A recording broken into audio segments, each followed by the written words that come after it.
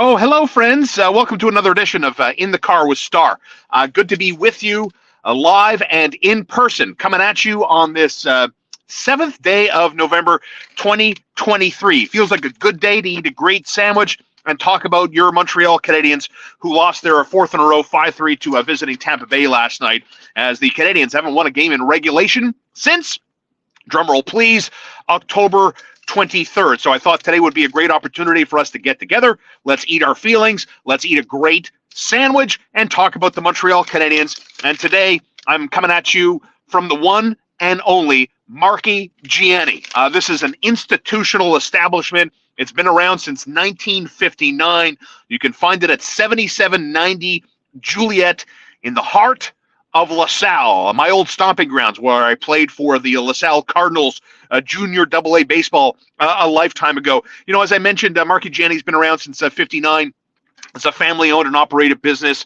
They do unbelievable sandwiches. I think they're most well known for their porchetta sandwich, that pork loin, that belly, that's slow roasted with all the delicious fats and herbs and spices, and just done perfectly on a great piece of bread, the vessel that brings home the sandwich. They got catering, they do their own butchering, and of course their world famous porchetta sandwich. And you're also going to find what I think at a place like Marky Giani here in LaSalle is a different selection of great sandwiches than you're used to. Like, everybody and their sister knows how to make a cutlet sandwich. You can have a polpette, you can have a meatball, you can have the porchetta, chicken, turkey. Everybody does it.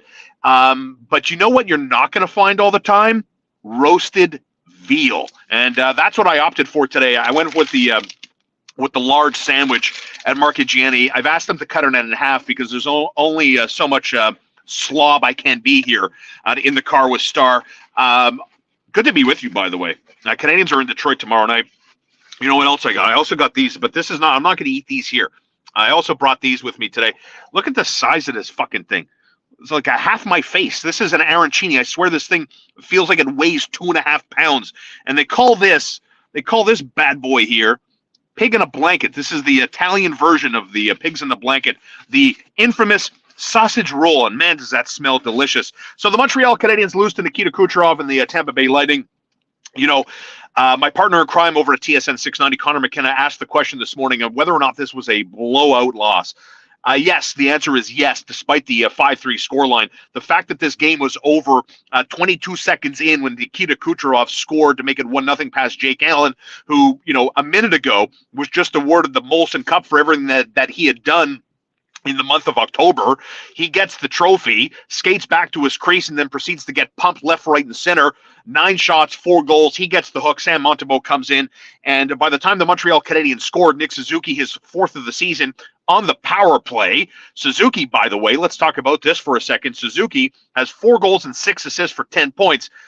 50% of his production has come with the man advantage. 5 points on the power play for Nick Suzuki, a goal and 4 assists. And look, I'm not here to complain about that. As a matter of fact, I think that's nothing but great news that the Canadiens captain has 50% of his season point production coming with the man advantage, when you and I both know the fact that the Montreal Canadiens power play has been arguably the biggest sore spot in the last 10 years around this organization, since Sheldon Surrey and Mark Straight walked away and Andrei Markov didn't have his contract renewed. The Canadiens power play has been an utter embarrassment. So I'm not here to complain about Nick Suzuki scoring 50% of his season point total coming on the power play. The power play needed to get better. I'm going to tell you what's really concerning, more so than just the L's and everything else that are starting to pile up. It's 4 in a row.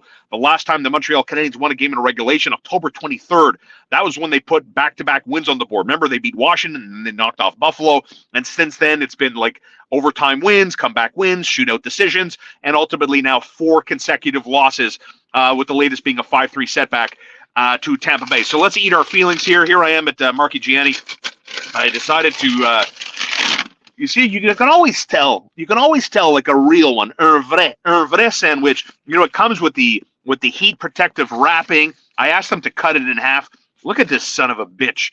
Look at this fucking bad boy of a sandwich. This thing is professionally constructed on a nice focaccia roll. And like I said, my mouth is watering. Saliva management is definitely something I'm going to have to do today. Look at that fucking sandwich, bro. That is a work of art. Like you can see already, like the oil is starting to seep through into the crusty focaccia bread. Everybody could do a chicken cutlet. Everybody could do a turkey sandwich. Everybody could do a club sandwich. Who does roasted veal sandwiches? Oh my God. I didn't even bring napkins. I'm such a slob. But right away, the crunch of the bread, they made it nice and spicy for me, which I certainly appreciate. I love a good bomba sauce. A bomba sauce. That's what the Canadiens need. The Canadiens need fucking bomba sauce up there, you know what, to get them going. Like how many times last night in that first period where Jake Allen couldn't stop anything, were you looking at this saying, is anybody going to do anything? Where's Arbor Jackeye? Is Arbor Jackeye going to get involved? Somebody in Tampa Bay last night in the first period, they needed a smack in the mouth. And then obviously Tanner Janot got his later in the hockey game. But that was missing from the Canadiens. And look, the life gets sucked out of them 22 seconds in. You know, when Nikita Kucherov scored to make it 1-0, and then the goals start to pile up. Jake Allen cheating, he gets beat short-sided, and that was the end of his night. 4 goals on 9 shots. Meanwhile, the Canadiens had no pushback. You know, last night they were playing a goaltender who was playing his 3rd ever NHL game. Matt Tompkins, first ever NHL game for this guy, who was chosen. Where was Tompkins drafted? Anybody want to guess? Fucking guy was drafted in the 7th round. The 7th round. This guy's pads, they're not even broken in at the NHL level. This guy had such an easy night. He was more like Ken Dryden's statue in Placer True than he was an active NHL goaltender, standing around, waiting around. Canadiens couldn't do anything to a guy drafted in the 7th round who was making his 3rd ever NHL start, looking for his 1st ever NHL win, and the Tampa Bay Lightning made the easiest night of this guy's professional life happen, and he gets a W, and the Canadiens had no pushback. The Canadiens are far away from being done rebuilding and far away from being truly a competitive team. As a matter of fact, like look at how the Maple Leafs gathered themselves. Remember, Tampa Bay played the night before in Toronto. They had a 4-1 lead in the second period and lost that game 6-5 in overtime. They had a 4-1 lead in the second period, and Toronto came back with their crazy amount of firepower. The Canadiens don't have anything like that. Canadiens don't have anything like a William Nylander, Mitch Marner, Austin Matthews. Cole Caulfield is as close as they have to it. And when the top line or the high-paid players aren't going, the depth of the Montreal Canadiens is not good enough to compensate. Josh Anderson, Juraj Slafkovsky, Christian Dvorak scored a nice goal. But other than that, it's going to be another long year, and that's okay. The law of expectations prevails here. I didn't think for a second the Canadiens were going to be that competitive. As a matter of fact, when we talked about the early goings in the first 5 games where the Canadiens won 3 of their first 5, remember, you have to pass the sniff test, and Jake Allen was so electric. This guy's win rate above expected was, if not the best, it was second best to Joseph Woll in Toronto. So if you're looking at the law of averages, the law of averages told you that was unsustainable. It wasn't going to happen. So here we are now. Here we are in the aftermath of Jake Allen having a bad performance. The Canadiens, I'm not going to say they're falling apart, but again, the tendencies and how well they were playing, and yes, injuries play a part. Kirby Dach, no doubt. David Savard, no doubt. Dealing with injuries where everybody now has to rise. Their play has to rise by another level. And the Canadiens, say what you want, have not been able to pass that test. Losers of 4 in a row. So you look at how Tampa Bay prevailed. Nikita Kucherov, who's been a Canadiens killer in his career. Did you know that Nikita Kucherov, in 33 career games against Montreal, has 36 points?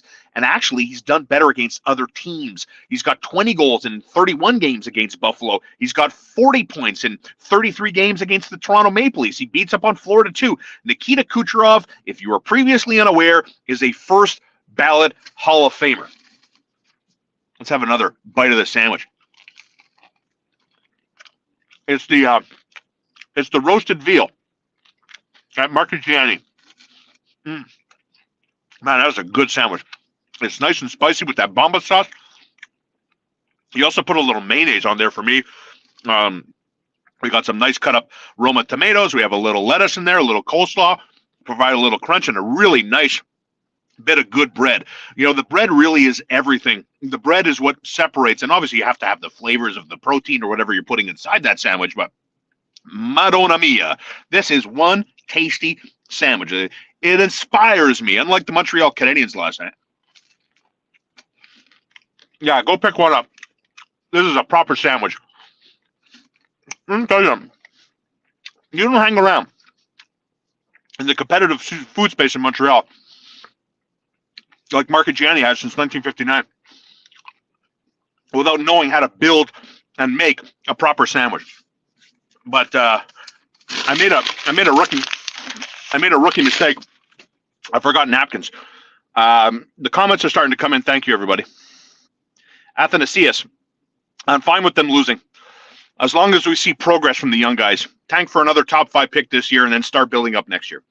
I don't disagree with, everything hinges for me on law of expectations. And it's fun to see the team win out of the gate. And maybe my opinion, my projections weren't going to be real. But then when you look inside, and you dig in a little bit and say, what they're doing, is this sustainable? Is it not sustainable? And they got a lot of heavy lifting. Sean Monahan came out of the gate strong, 6 goals. Brendan Gallagher seems to be rejuvenated. He's producing a little bit more.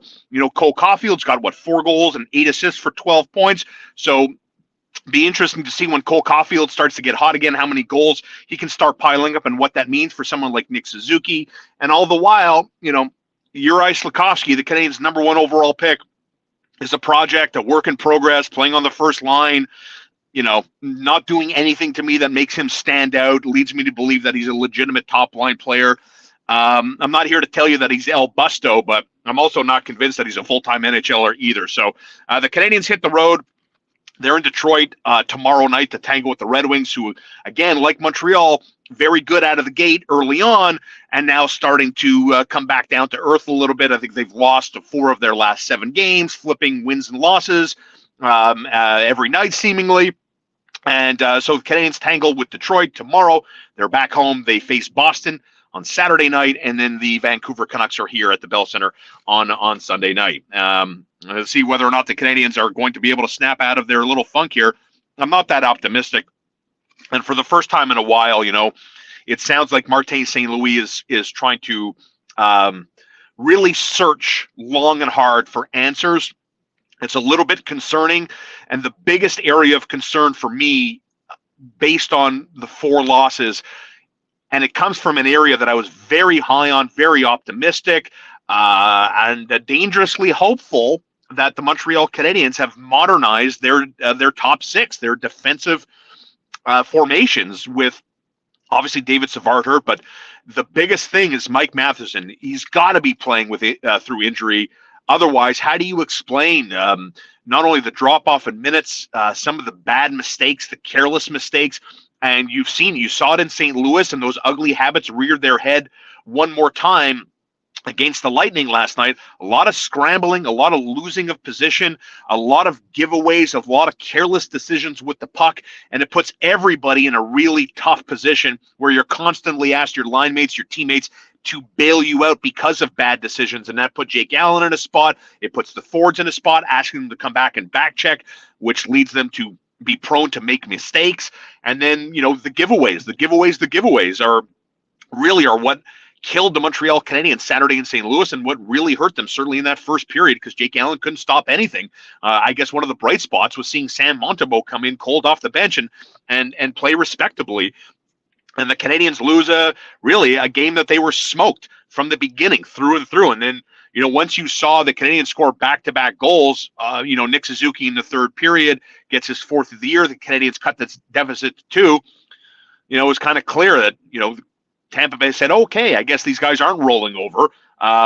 Let's kill them for real, and that's what they did. And then Jake Evans took a really bad holding penalty, and that zapped any momentum the Canadiens seemingly found in that 3rd and final period. So that's how you lose a game like the one they lost 5-3. And so it's building blocks. It's looking at Tampa Bay. It's understanding what the Lightning do and trying to take some of that and bring it with you and incorporate it in your own team. But it's going to be a long season. It really is. That was game number 12. And we're getting closer to the quarter pole of the NHL season, which for me is is more or less the telltale of who you are as an organization and what you're going to be like, competitively speaking, for this year. So that's where we're at. So yeah, we're eating our feelings, feeling much better now. God damn. This is a great sandwich. Bomba sauce, mustard, roasted veal, but nevertheless, no napkins. So, thanks for being with me. Thanks for hanging out, eating sandwiches, talking about the Montreal Canadiens, and we're optimistic. We're moving forward, and by no stretch of the imagination do I get the impression that this fan base has had it up to here, and they're done with this Fugazi rebuild, and they're done with this Fugazi front office and everything else. I don't think that's the case. You saw it you heard it in the third period, I should say, with the chance of go Habs go. The patience is still there, and I think that's because of the law of expectations. I don't think a lot of people here, the majority of people, are expecting much from Montreal, but they're still carrying 3 goaltenders, and that, my friends, is still a problem. You can always like, comment, subscribe on our YouTube channel. You can finally simply search In the Car with Star, or search me, Sean Starr. You can follow me on Instagram, Twitter, Facebook, all of those places. And just for the record, I paid for this, right? There's no freebies here. So, yeah, we're going to be moving around, trying different places, eating, talking. My favorite things to do in the world, eating and talking. Thanks for being with us. Oh, look at this. Athanasios, he knows what's up. He loves the crunch of the bread. How about one more time? What's that new viral trend everybody's doing? Was that ASMR, where it's just the unique sound of like whatever you're doing? Like I watched one video the other day, ASMR, of a guy cutting bread with a bread knife, a crusty bread. Man, the sound was so profound. I love the sound of it. But yeah, roasted veal sandwiches at Marky Giani, an institution in LaSalle. 7790 Juliet in LaSalle. Been around since 1959. Catering, butchering, sandwiches like a supreme sandwich maker. Like roasted veal. Look at that shit. It's dripping off the sides. I got bomba sauce. We got a delicious bread. This one's for you, Athanasios. The crusty, delicious sound of bread. God damn. Man, they know what they're doing. Some cultures in society really are better at certain things than others. And when it comes to roasted meats, porchetta, veal, I don't know if anybody does it any better. Like, chef's kiss, that's putting it mildly. This is heaven between 2 slices of bread. Thanks for being with me. Thanks for joining me. And we'll continue to roll. We'll continue to roll, eating sandwiches, talking sports, my favorite things in the world. Like, comment, and subscribe. In the Car with Star. Peace.